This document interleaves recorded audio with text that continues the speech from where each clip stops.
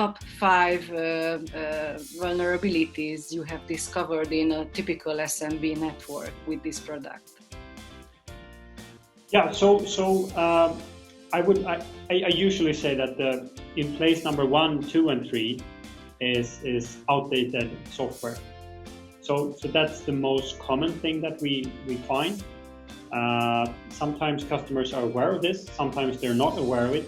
In many cases, they're not aware of the outdated operating systems and softwares that they have.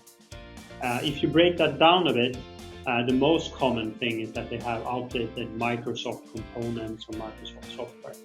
That I would say is the number 1 thing, but it's top 3, I would say, is outdated software.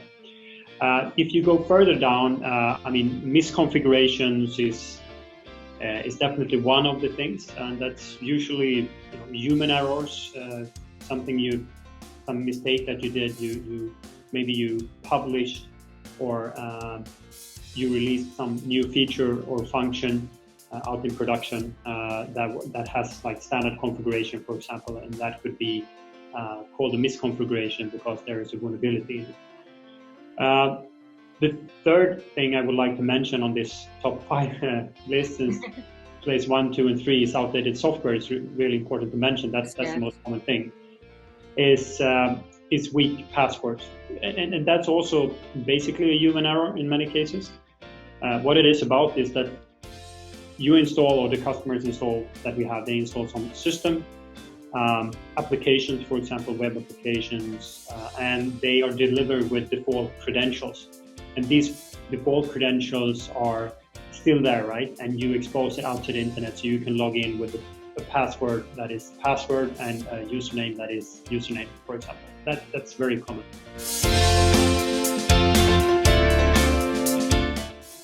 How can businesses be aware what software do they need to update?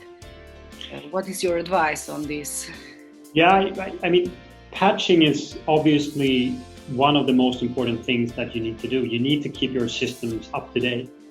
And if you have a diversified environment, right? You have cloud, you have data centers, you might be in multiple physical locations. It's really hard to keep track of all of these things, right? It's really hard to keep track of all the patching that you need to do. So, and that is a major challenge, but I would say the patching is the number 1 priority in this case.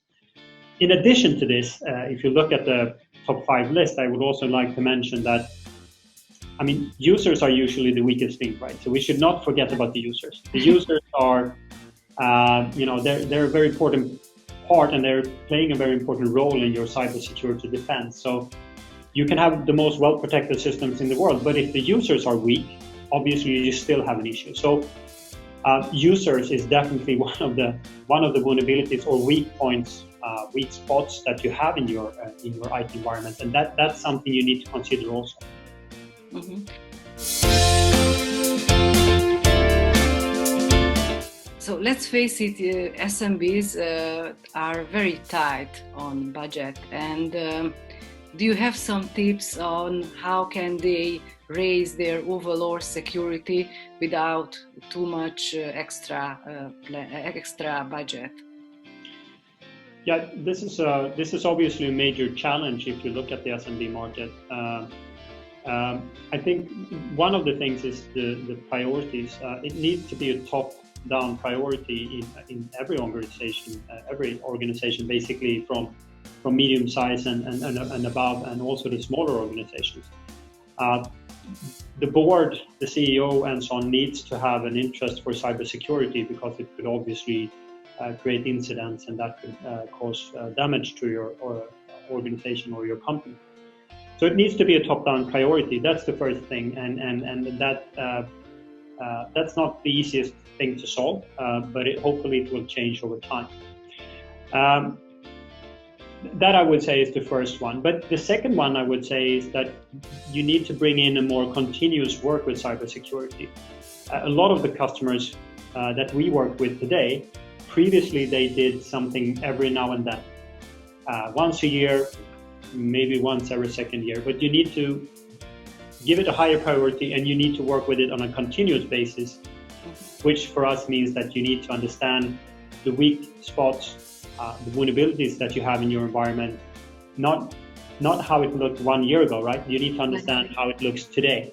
So you need to work on a continuous basis, and that's what our customers do. They continuously look at what vulnerabilities they have, and we help them with that.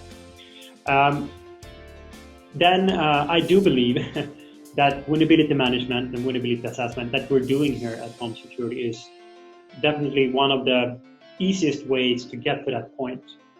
Knowledge is the key. You need to understand where you have these weak spots, and so you can manage them and you can take care of them. Basically, you can remediate these vulnerabilities that you have.